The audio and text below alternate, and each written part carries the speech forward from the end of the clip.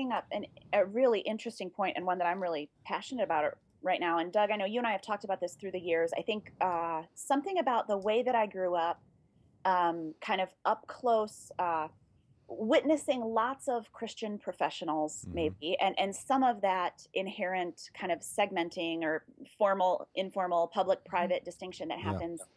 I'm basically obsessed with the idea of being the same person on the internet, in your living room, at church, in your driveway, with your preschool, on Twitter. It's a really, my husband jokes like, you've got to, like, it's like a thing with me right now. And you're exactly right, Victoria. This is the idea that you can be your whole self sitting at the table, not segmented, not keeping something back, that you could be your unmasked, authentic self in my home, and you could eat the food that has meant something to me and to my family for years. That's an idea that really, really matters to me. And I think I have all sorts of annoyances about public life and the internet. And I think the table is where you say, hey, this is who I am. It doesn't matter what you think I am online. It doesn't matter who you thought I was at church. This is who I am. And that's important.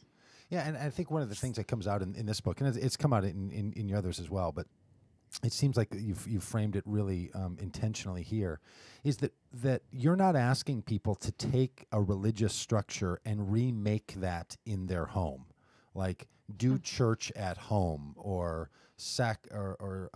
make sacred these things you do at home. You're saying live your life, and they are in and of themselves sacred acts.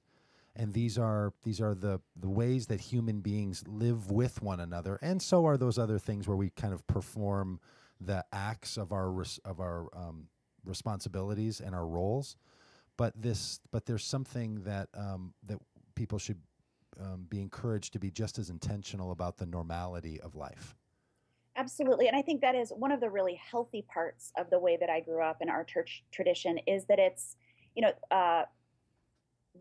we go to church on Sunday, but that's not the deal. The deal is how we live together in community all the time. And so I think that's a very normal way for me to live. Like when we talk about my church friends, I don't mean I see them at church. Yes. We don't like sit all in the same row at the same service. Right.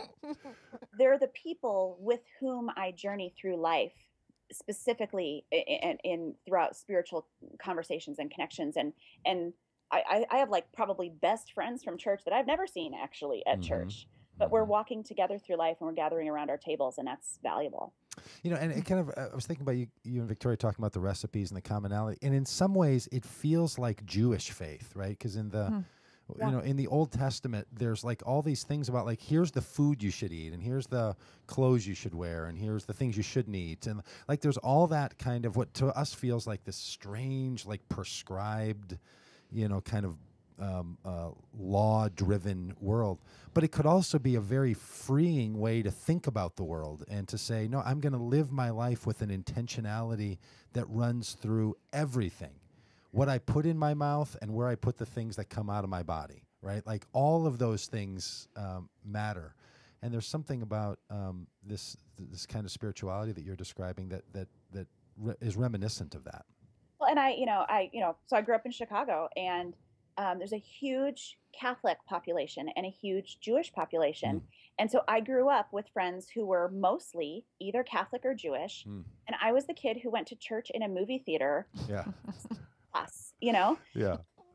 And so much of my tradition is separate from that deep sense of tradition and of formality and of regular objects taking on a sacred meaning. Yeah.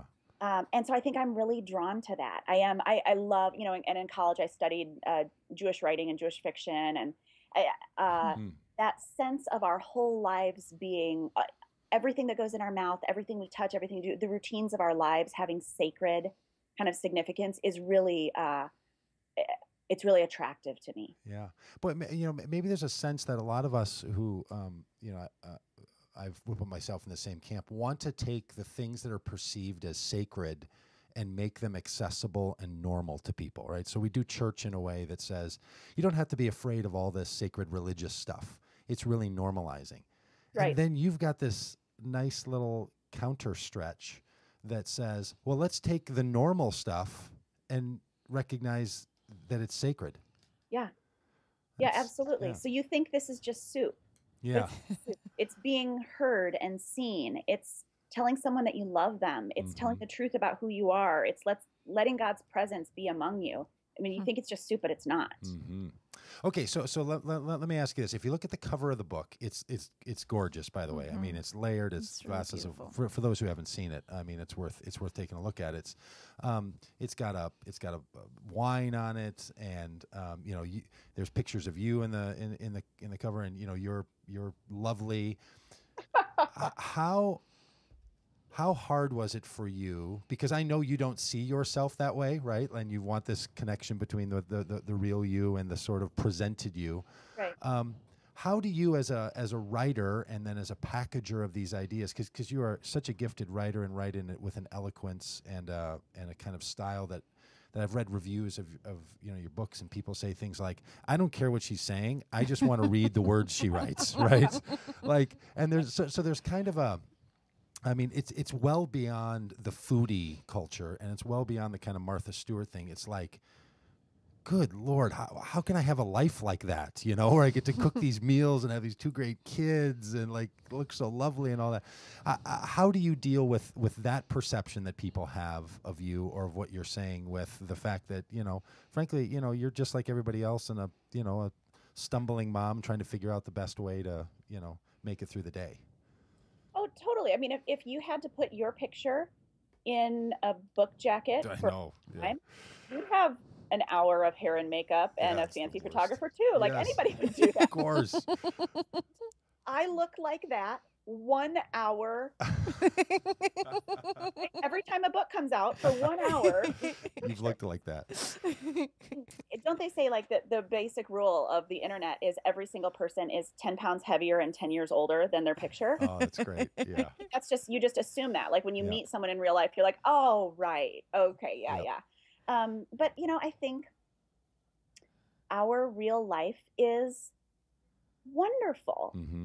and kooky, and we're making it up every day, and we're really thankful for it, but it works for us in a way that it wouldn't work for other people. And I think the point is never my stories and my life. The point is, do you see yourself in these stories? Do your friends sound like my friends?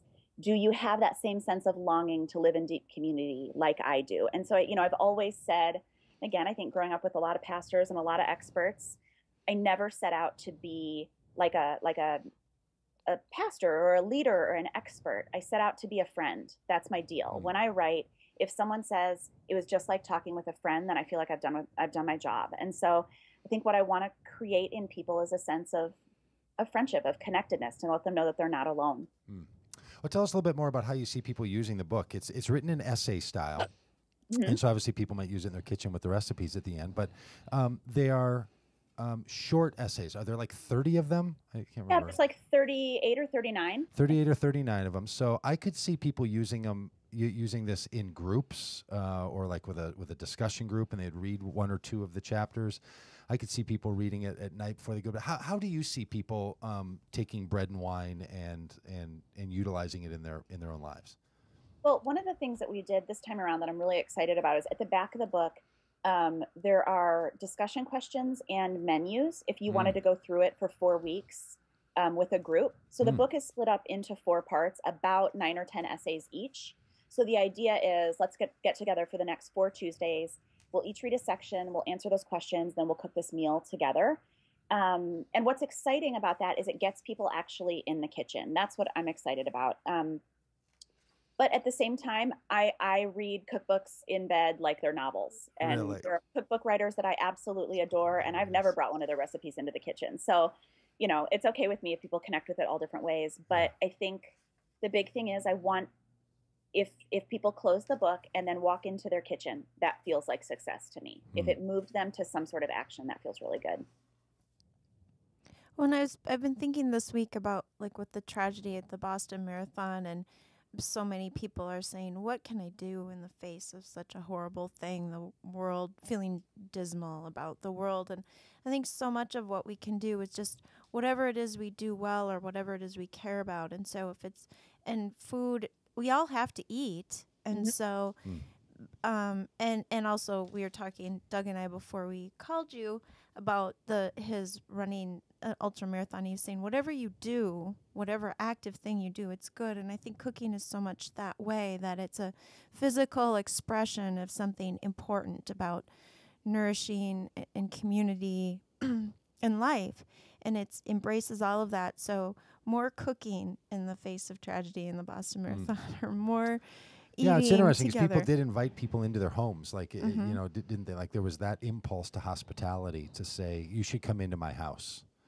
And even, you know, for people who are far away and had no way to be involved, I think when something bad happens, you want to be together and you want to eat, because I think there's this innate desire to nurture and to nourish people in times of tragedy. And I think food is a way that we do that with each other.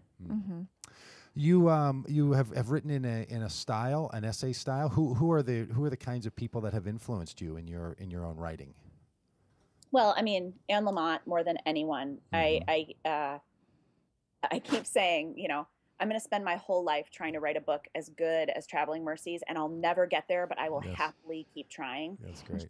You know, I read her for years before Traveling Mercies came out, but it came out at a time in my life where it changed everything for me. Like, it was like, it's like reading in a language that you hoped was there, and all of a sudden you're fluent in, and you couldn't even have imagined, and you're just kind of blows your mind. That's how Traveling Mercies was for me. So I wonder if Anne Lamott feels like, I would like to write a book as good as Traveling Mercies someday again myself. You know, it was magical, isn't it? I mean, it's just, well, you know, I read good. it, you know, right when it came out, and then I was sort of scared to read it again. I don't know if this has ever happened to you. I was like, what if it's not as good as I thought it was? What if it was just like that moment in time?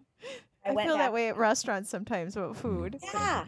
Like, you have one amazing meal and then you go back and it's just fine. Yeah. And I have to tell you, that one, it's as good as it ever was. It's the standard in my mind for what people like me are trying to do. Well, I'm sure there are plenty of people who are going to say, there's this author named Shauna Niequist, and she wrote this book called Bread and Wine, and I've tried to spend my whole life writing a book as good as this one. So, congratulations! Are you out on the road? Are you hitting the circuit? Are you gonna put you on like the Food Network and talk about this kind of stuff? Wouldn't that be fun? It'd totally be that fun. I'm not traveling as much for this one as I have the other two. I just, with the kids, especially Mac being 18 months old, I'm trying to choose the travel stuff really carefully. But I do have a couple trips this spring and this fall. Well, congratulations. I think it's really great, and just think the world of you. So good for you, friend. Thank you. Great to talk with you. Congratulations. All right. We'll see you soon. See ya. Bye-bye. Okay. Bye-bye. Oh, Shauna Niequist. I meet some of the greatest people on your show. I like that person. Isn't that amazing? The kind of folks that, I mean, people do such amazing things, and Shauna is clearly one of those. And she's nice. Oh, she's nice, and isn't, I mean to your point, like, isn't it interesting how many people are doing so many interesting things in the world? Like, there's just not time for all of it. You just can't. Well, we just got to keep doing more of it. Fill up the space with that. We'll just keep it going. Keep it going. All right, folks, we're going to be back here after the break, so stick with us. Pagitt Radio, broadcasting live out of the Twin Cities and around the world, and maybe even on the space station, as they say.